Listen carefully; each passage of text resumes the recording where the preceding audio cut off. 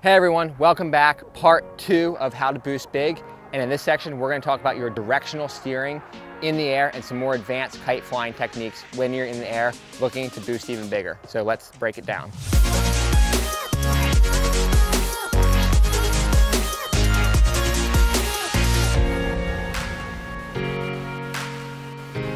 I'm Evan Netch, and we're back here again today to talk about part 2 of how to boost big. If you missed it, check out part 1 here on your jumping technique and how to go even bigger, progress your jumping, whether this is your first year of kiteboarding, you're just learning how to jump, or you're an experienced rider looking to really get your timing down perfect and take your jumping to the next level. In this video, we're going to talk about, once you already know how to boost big, how to kind of do some more advanced kite flying techniques in the air.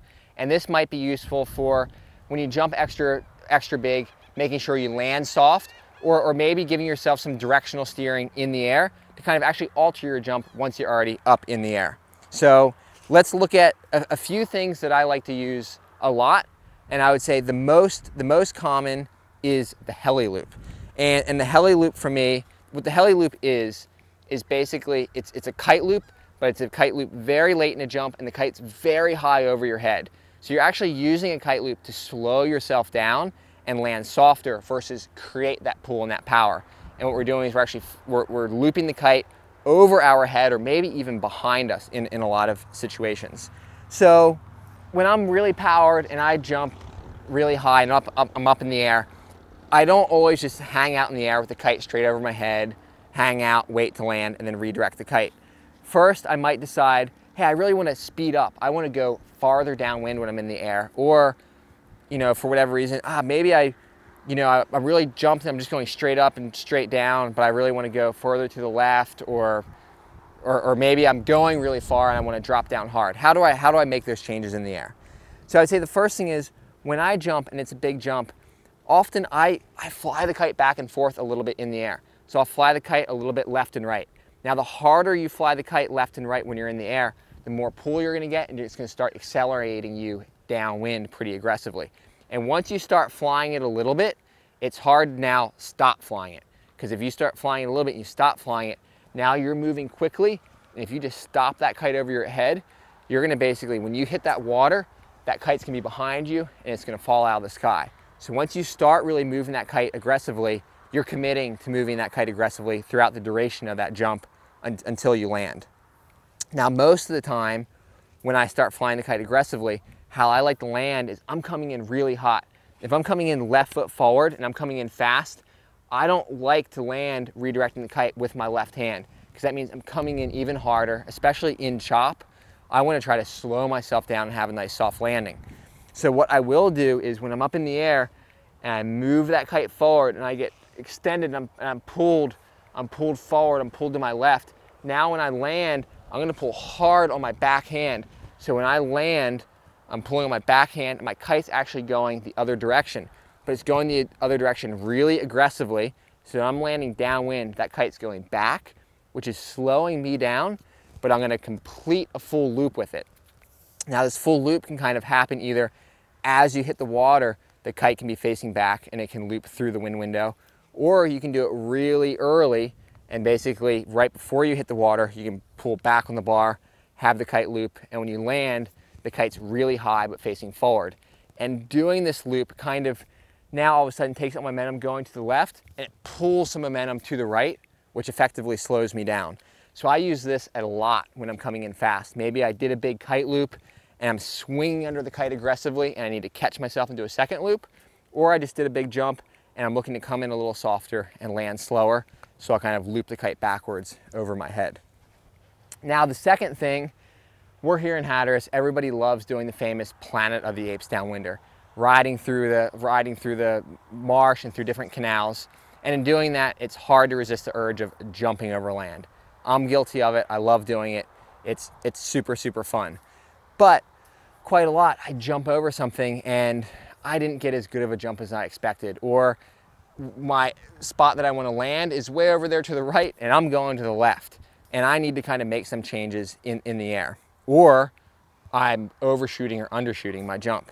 So when I'm up in the air, if you're powered enough where you have that time to float, you can kind of really steer yourself left and right in the air. just by steering the bar left and right. Bring the kite over to the right hard, then gently back to the left to get that kite back over your head, and then maybe back to the right again as you land with kind of a heli loop over your head will kind of bring you that direction.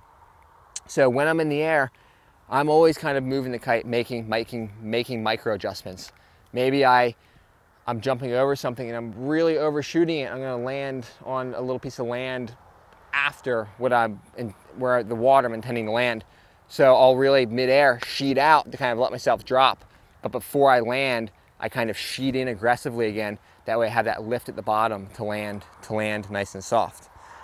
So really experiment with your kite flying in the air, left and right, back and forth. And I'd say the heli loop is probably the best tool I have for landing softly. Even if I am missing, if I'm gonna land on land by accident, I like to come in and land with the kite coming back up over my head.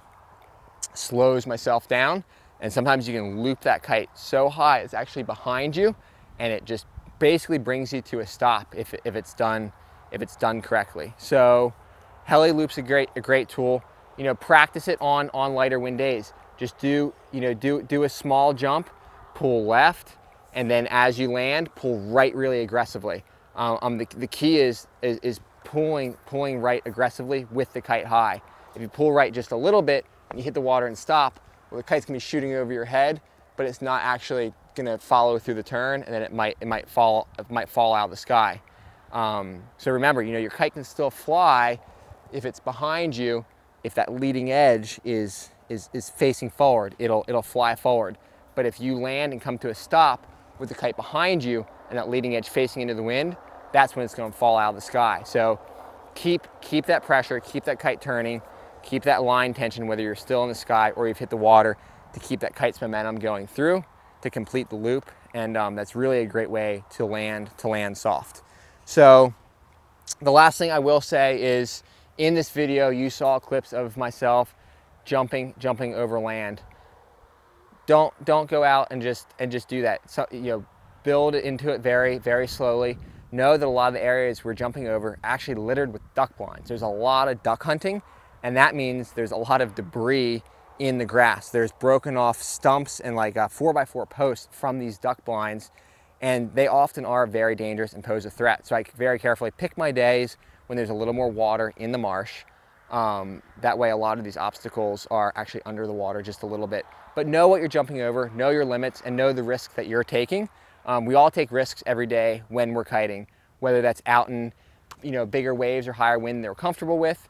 And I think pushing your limits is part of what keeps everybody coming back, and that's why we all kite. That's why we're not doing a safer sport. We're kind of looking for that excitement, and we're recognizing there is some risk involved. And obviously when you are jumping bigger, and especially when you're jumping over land, know there are big risks. So make sure you're doing it legally, and make sure you're doing it within your own comfort level and your own skill set as well. So I hope this video was helpful. I hope you enjoyed it, and I hope to see you on the water one day soon. Thanks so much for watching.